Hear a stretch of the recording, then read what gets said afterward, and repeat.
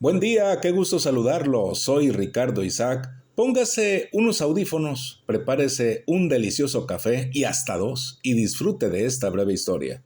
Para los que entran por primera vez a este canal, abordaremos temas sobre historia de México, historia universal, biografías, pensamientos y una que otra recomendación si usted me lo permite, pequeños tips, ¿no? Un saludo para todos los apasionados por la historia. Es un canal para disfrutar y aprender cada día más de todo lo que ha sucedido en la historia. En este programa charlaremos sobre las grandes fortunas mineras y comerciales, los inicios de la actividad industrial, la preeminencia del Bajío, la ocupación de Texas, Tamaulipas y las Californias, y enfrentamientos con indios de las praderas. Vamos a comenzar con las grandes fortunas mineras y las grandes fortunas comerciales. Hacia finales del siglo XVIII había en la Nueva España alrededor de 3.000 minas. Estos centros representaban regiones más ricas de la Nueva España. Los propietarios de estas minas eran españoles y criollos que obtenían muchos beneficios y que eran dueños también de la estancia agrícola ganadera asociada al lugar donde se habían descubierto las grandes vetas. Estos personajes muy ricos apoyaron en gran medida el desarrollo de los reales de minas, pueblos y ciudades que estaban pues cercanos a las minas, adyacentes, situados en las cercanías del latifundio de su propiedad, donde construían obras de infraestructura, grandes mansiones, soberbias por decirlo menos, y majestuosas iglesias y conventos. Estos reales se convirtieron en ciudades importantes y populosas donde el comercio y el dinero pues fluía con mucha abundancia que llegaron a ser el motor de la economía de la Nueva España. En la cadena de producción se encontraban grandes comerciantes de la Ciudad de México, quienes al mismo tiempo que invertían en producción de metales, exportaban el producto de las minas a la metrópoli y distribuían los productos en el interior de la colonia. Y pues amasaron grandes fortunas, ya que su situación privilegiada hacía que prácticamente toda la economía de la Nueva España estuviera ligada a las redes comerciales. Por tanto, el sistema económico exportador de la Nueva España, origen de las grandes fortunas, estaba basado pues en la minería, en la explotación minera y en el sector comercial agrupado en el consulado de la Ciudad de México. Al lado de estas grandes fortunas mineras y comerciales estaba la iglesia, que, como sabemos, era la gran prestamista de la colonia, y a través de esta práctica se había apoderado de grandes extensiones de tierra o latifundios. Vamos a los inicios de la actividad industrial.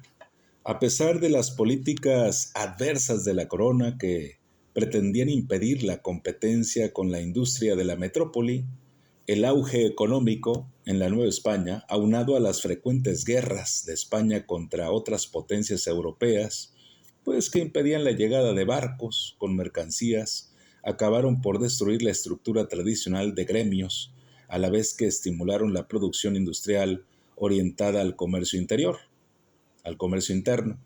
Las restricciones, los malos caminos, la escasez de capital y lo reducido del mercado interno no impidieron que los talleres se multiplicaran en las principales ciudades del virreinato.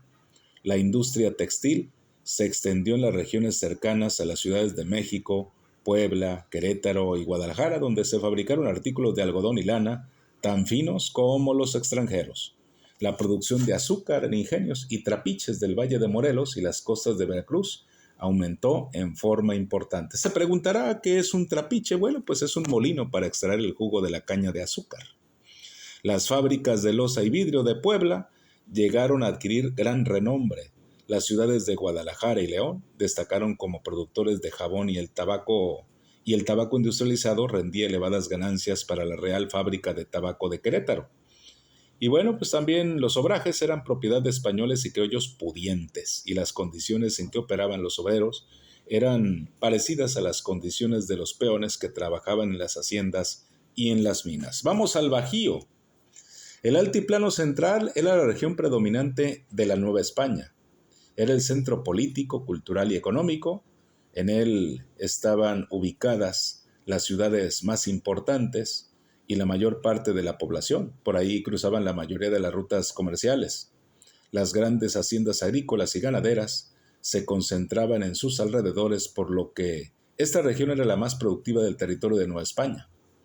Al iniciarse la colonización, la región del Bajío, llamada así porque sus tierras eran más bajas que las del altiplano, integrada por los actuales estados de Guanajuato, Michoacán y Querétaro, se convirtió en un segundo punto de gran desarrollo económico.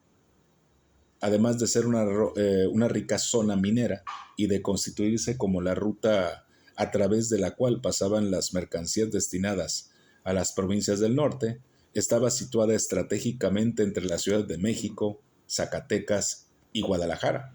Así, debido a la construcción de presas y represas para el aprovechamiento del agua, el Bajío se convierte en un centro de producción de primera importancia.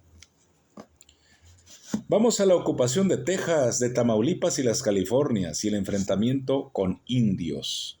La exploración del litoral del norte del Golfo no fue de interés para los conquistadores españoles, únicamente la península de Florida, vecina de Cuba, había despertado su atención. Sin embargo, el territorio intermedio fue descuidado durante los primeros años de la conquista. Hernando de Soto, allá por 1541, llega hasta el Mississippi y remontó sus corrientes.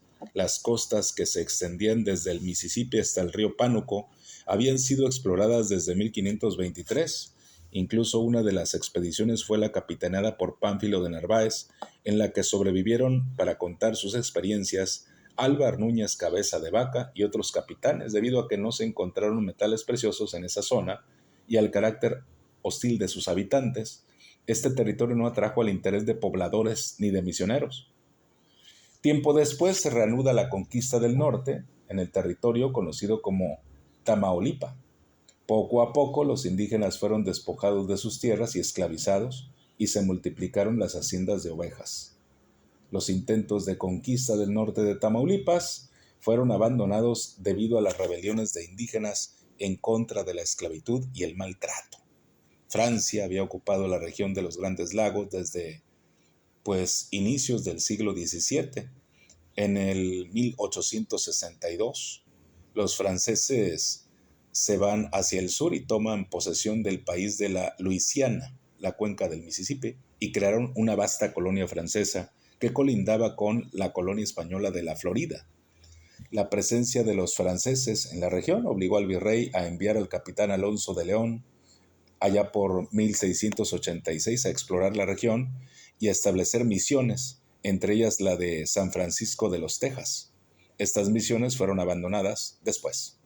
La colonización se emprendió de nuevo a fines del siglo XVII, tanto por los españoles procedentes de Nuevo México como por los franceses que llegaron de Luisiana, pero se vio frenada por la oposición de las tribus indias de Comanches y Apaches.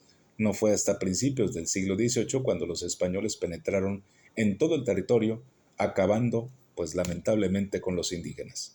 Hacia el oeste, el hallazgo de amplios criaderos de ostras productoras de perlas en el Mar de Cortés despertó la codicia de los españoles, quienes organizaron nuevos viajes de exploración. En el año de 1596, Sebastián Vizcaíno llegó hasta la bahía de San Francisco y al Cabo Mendocino, mientras que el Mar de Cortés era ampliamente explorado y despojado de sus perlas. Tanto el litoral del Mar de Cortés como la península de Baja California fueron considerados sin valor minero y escasos en recursos, por lo que su colonización no prosperó. Solo los frailes franciscanos establecieron una serie de misiones de San Diego a San Francisco y los jesuitas inician la evangelización de Baja California. Los jesuitas penetran en Sinaloa, Chihuahua, Durango y Sonora. Grupos indígenas como los Pimas, los Ópatas y los Seris recibieron pacíficamente a los misioneros, pero después, ante el abuso y la explotación, se rebelan contra los colonos. Otros grupos indígenas acostumbrados a vivir en libertad, como los apaches, se resisten de forma permanente a la colonización y atacan poblaciones y arrasan arrasan con las misiones jesuitas y franciscanas. La conquista en las praderas de Norteamérica, donde los indios eran nómadas y no había ejércitos de indígenas que derrotar ni ciudades que conquistar, fue muy difícil, pues las expediciones penetraban en territorios sin ninguna oposición y cuando los colonos estaban ya establecidos, pues los salvajes, como les llamaban ellos, despectivamente, atacaban y arrasaban los asentamientos españoles. Los pobladores abandonaban las fundaciones y los indios nunca podían ser vencidos del todo. Y bueno, pues gracias a la paciente e infatigable labor de los misioneros, que poco a poco atraían a los indígenas, los cristianizaban, los reducían a poblaciones y les enseñaban a cultivar la tierra, el territorio de la Nueva España se volvió cada vez más extenso. Aún así, aunque la Nueva España se adjudicó los territorios del norte, en realidad estas grandes extensiones se encontraban vacías, pues el poblamiento era débil, disperso, errático, de tal forma que los reales de minas, los presidios y las misiones estaban diseminados por todo el territorio y su población no era más de 1,000 habitantes si acaso. Muchísimas gracias por habernos acompañado en esta breve historia hablando sobre las grandes fortunas mineras y comerciales, los inicios de la actividad industrial, la preeminencia del Bajío, la ocupación de Texas, Tamaulipas y las Californias y los enfrentamientos con indios de las praderas. Soy Ricardo Isaac. Gracias por tu atención a la breve historia. Por favor, dale like, compártelo y suscríbete. Gracias.